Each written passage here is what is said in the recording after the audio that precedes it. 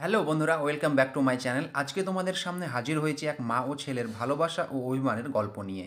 12ই জানুয়ারি 2024 সালে মুক্তিপ্রাপ্ত ছবিটির নাম গুন্টুর কারাম, যার মুখ্য ভূমিকায় রয়েছেন মহেশবাবু, শ্রীলীলা, রামায়া কৃষ্ণা এবং প্রকাশ রাজ। তাহলে চলো বেশি সময় নষ্ট না করে শুরু করা যাক। প্রথমেই আমরা দেখতে পাই গুন্টুরে মার্স এবং লেলিন নামে দুই গুন্ডা সত্যমের মির্চি কারখানাতে আগুন লাগিয়ে দেয়। সত্যম এটি দেখে তাদেরকে বাধা দিতে যায় এবং তাদের সঙ্গে তার লড়াই হয়।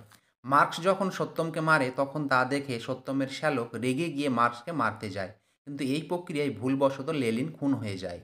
বিস্ফোরণের সময় সত্যমের পরিবারের সকলেই সেখানে উপস্থিত থাকে এবং তখনই সত্যমের ছেলে রমনার চোখে আগুন ছিটকে এসে পড়ায় তার বাম চোখের আংশিক দৃষ্টিশক্তি সে হারিয়ে ফেলে।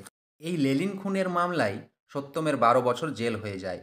তবে এখানেই রয়েছে একটি টুইস্ট, যা গল্পের শেষে আমরা জানতে পারবো। সত্যমের স্ত্রী বসুন্ধরা রমনাকে ছেড়ে তার বাবা ভেঙ্কট স্বামীর সাথে চলে গিয়ে বাবার কথায় দ্বিতীয়বার বিয়ে করে এবং তাদের বাচ্চা হয় এবং বাচ্চাটির নাম রাখা হয় গোপাল রেড্ডি। ভেঙ্কট স্বামী একেই তার উত্তরসূরি হিসাবে লালন পালন করতে শুরু করে। এরপর গল্প শিফট করে 25 বছর পর। ভেঙ্কট স্বামী বসুন্ধরাকে তার রাজনৈতিক দল থেকে ল মিনিস্ট্রি দেওয়ার সিদ্ধান্ত নেন, কিন্তু কাটামধুর এই পদটির জন্য হাঁ করে বসে থাকে। যখন সে জানতে পারে যে ভেঙ্কট স্বামী তার মেয়েকে এই পদটি দেবেন, তখন সে রেগে যায় এবং সে হুমকি দেয় যে বসুন্ধরা তার ছেলে রমনাকে ছেড়ে চলে এসেছে, এই কথা সে মিডিয়ার সামনে গিয়ে বলে দেবে। তখন ভেঙ্কট স্বামী তাকে বলে, সেটার জন্য তোকে তো আগে বেঁচে থাকতে হবে। কিন্তু ভেঙ্কট স্বামী এই কথা বললেও চিন্তিত হয়ে পড়েন এবং সিদ্ধান্ত নেন রমনাকে একটি নথিতে স্বাক্ষর করাবেন, যেখানে লেখা থাকবে বসুন্ধরা বা তার পরিবারের সাথে রমনার কোনো সম্পর্ক নেই। এরপর আমরা দেখতে পাই রমনাকে পার্টি অফিসে ডেকে পাঠানো হয়। রমনা এসে সব কিছু জানার পর সাইন করতে রাজি হয় না। তখন তার নানু ভেঙ্কট স্বামী তাকে বরবাদ করে দেওয়ার হুমকি দেয় এবং রমনা সে কথা শুনে নথিতে লিখে দেয়, তোমার এই বরবাদ করার ক্ষমতা দেখার জন্য আমি রেডি আছি। এদিকে বাইরে পার্টি অফিসকে সাজানো হচ্ছিল। রমনা বেরিয়ে এসে সব তছনছ করে দিয়ে চলে যায়। রমনা বাড়ি ফিরে এলে সবাই জানতে চায় কী জন্য ডেকেছিল, তখন সে সত্যিটা বলে। এরপর রমনাকে এবার বাড়িতে ডেকে পাঠানো হয়।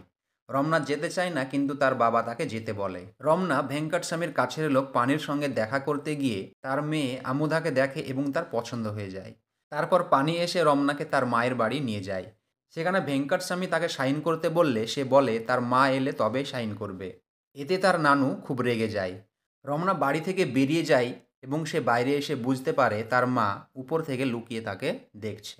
ভেঙ্কট স্বামী পানিকে বলে, আমি না শুনতে পছন্দ করি না, তুমি যেভাবেই পারো সাইন করে নিয়ে আসো।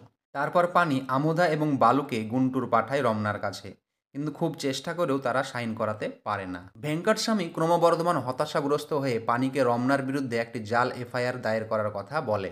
পুলিশ তাকে ধরে নিয়ে যায়, কিন্তু বালু রমনার প্রতি সহানুভূতিশীল হওয়ায় সে পানির বিরোধিতা করে রমনাকে জামিন করে ছাড়িয়ে আনে। এরপর রমনা হায়দ্রাবাদে ভেঙ্কট স্বামীর বাড়িতে যায় এবং এফআইআর পানিকে পড়তে বলে।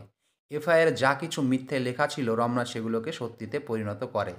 দামি দামি জিনিসপত্র ভাঙচুর করে, সিকিউরিটিদের মারধর করে।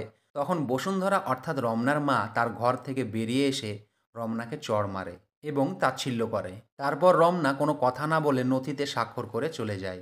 কাটামধু গুন্টুরে এসে রমনাকে তার দলে যোগ দিতে বলে। রমনা রাজি হয় না, কিন্তু এই সুযোগে কাটা রমনার মানিব্যাগ চুরি করে নেয় এবং মিডিয়ার সামনে প্রকাশ করে দেয় যে সে আসলে বসুন্ধরা ছেলে।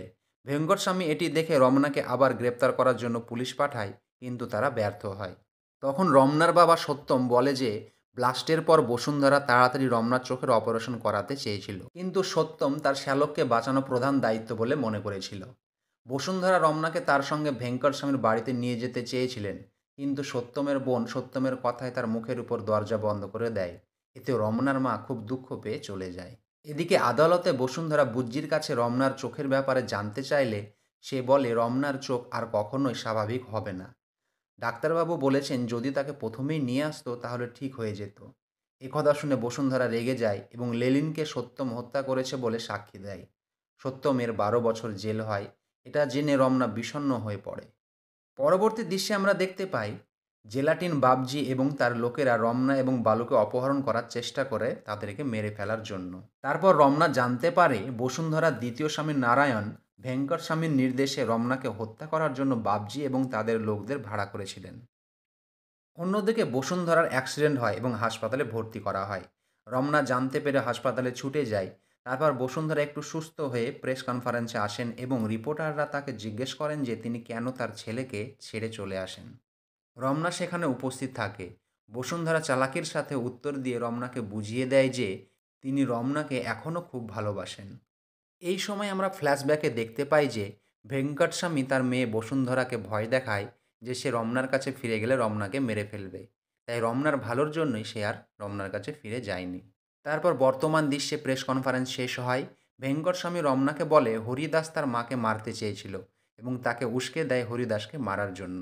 এরপর ভেঙ্কটস্বামী পানিকে বলেন যে তিনি 1998 সালে তার মেয়েকে ফিরিয়ে আনার জন্য সত্যমের কারখানাতে আগুন লাগিয়েছিলেন, কারণ তার মেয়ে অন্য বর্ণের সত্যমকে বিয়ে করার জন্য নির্বাচনে তিনি হেরে যান। গোপাল রেড্ডিকে পরবর্তী মন্ত্রী করার ইভেন্টে নারায়ণ ভেঙ্কটস্বামীকে বলেন যে গোপাল রেড্ডি বসুন্ধরার ছেলে নন।